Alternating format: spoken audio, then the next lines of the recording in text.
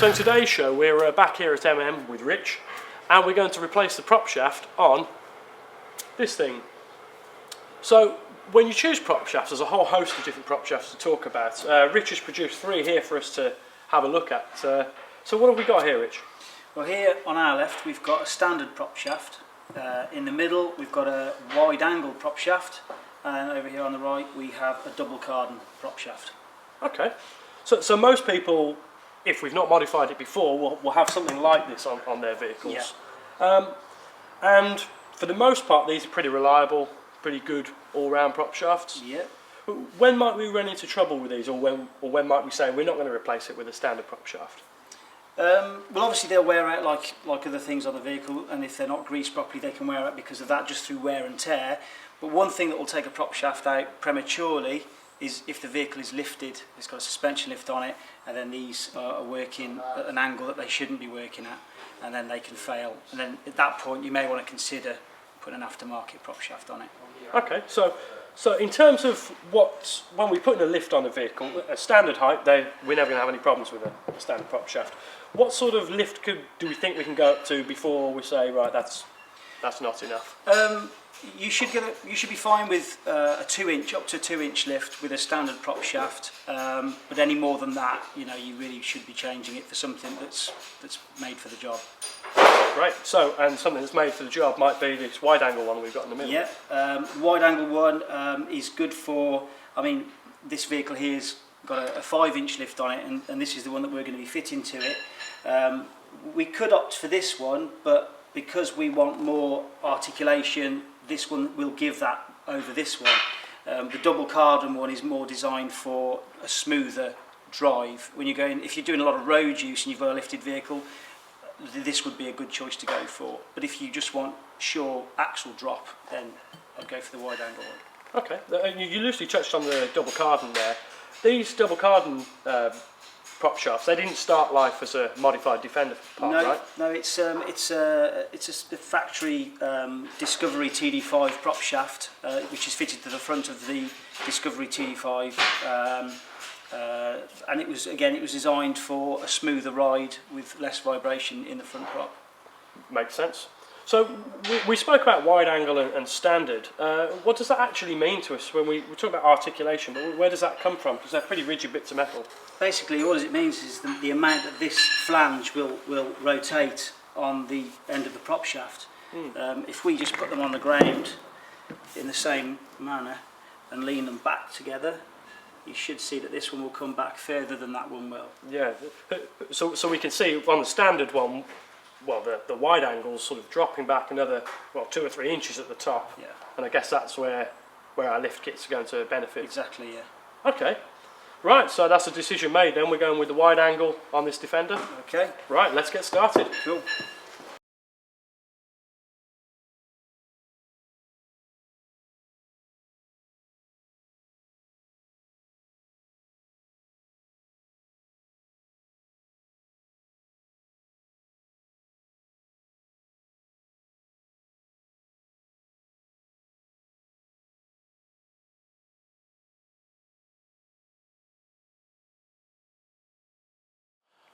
So we've got the Defender up in the air to get the new prop shafts on. Now, Rich, ordinarily, would this be a one-man job, or because we're cheating a bit here, aren't we? We've got Nick up in there who's going to be pressing the brakes and engaging the diff. Yeah, I mean, you can do it on your own. I mean, if the vehicle's on the floor, it makes life a little bit more difficult because you've got to keep jacking the car up to turn the prop shaft over. Failing that, you could be pushing the car forward, but it means having to keep getting up and getting the handbrake on and off. So 2 people always make life easier. But yeah, you can do it on your own, no problem at all. Right, well, we've got the vehicle up in the air now, so you can get cracking. Awesome. Once you've got the vehicle safely up in the air, we will loosen the 4 nuts and bolts on each flange of the prop shaft. These can be very tight or rusted up, and it really helps to have the correct spanner here.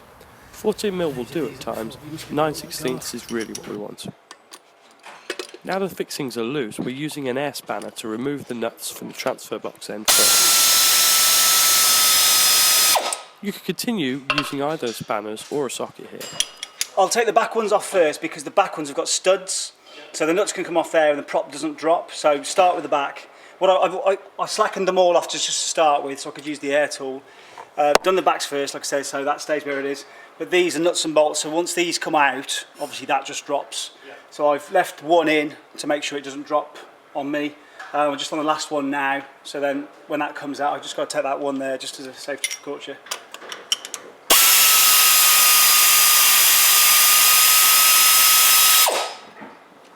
If you're working underneath your vehicle, the front end of the prop shaft dropping could easily break the nose, so take care here. So that one's out, so take the last one out.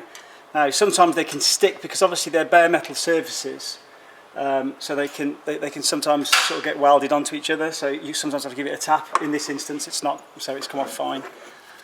Whether this side will or not is another story.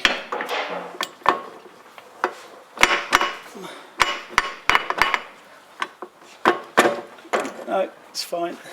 It's popped off, but you can see that they will go a bit rusty, which is why they kind of stick into the surface. But if you give them a bit of a jar, they usually come off.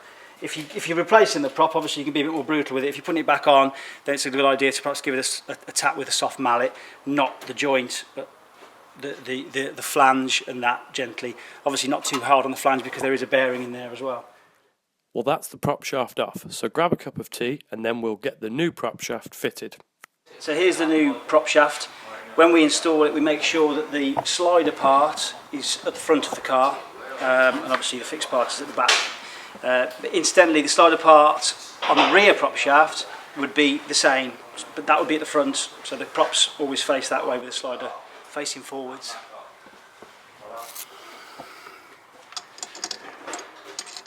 When placing the new prop shaft in place, the transfer box end goes on first, as it came off. The flange holes are not evenly spaced, so you'll find that they will only go on in the correct orientation. Once the prop shaft's in place, be sure to drop a bolt through one of the holes at the diff end to keep you looking gorgeous. Then refit the nuts and bolts. You should be able to reuse the bolts, but nylock nuts will want changing each time to ensure that they stay in place. New nuts go on the transfer box end, and we're very nearly there. As mentioned earlier, having a helper here is very useful to engage the diff or handbrake in order to rotate the shaft and getting the fixings in, and locking again to tighten them up sufficiently. Alternatively, you only actually need to lift one wheel off the ground to do this because you've got 3 diffs in the car. You've got your differentials obviously front and rear, which most people know about. You've actually got a differential in the transfer box, which means if one wheel is off the ground, the prop will turn. So when you're off-roading and you lose traction with one wheel, people get confused. They think, oh, it's 4-wheel drive, why is one wheel spinning? It's because the power's going through the easiest route, which is through the gearbox, through the differential in the transfer box, through the differential in the front axle or the rear axle, and then through the wheel that's lost traction. And basically diff lock, again, people think it locks the actual differentials. It only locks the centre diff in the transfer box. So power is put to both front and rear wheels all the time. And you can still lose traction then by spinning one wheel on the rear axle and one wheel on the front axle. as in the removal, using spanners or ratchets nip the fixings up before using a torque wrench set to 33 Newton meters. Final lockdown. And that's it, we've successfully replaced the prop shaft. It's all running nicely and we're good to go.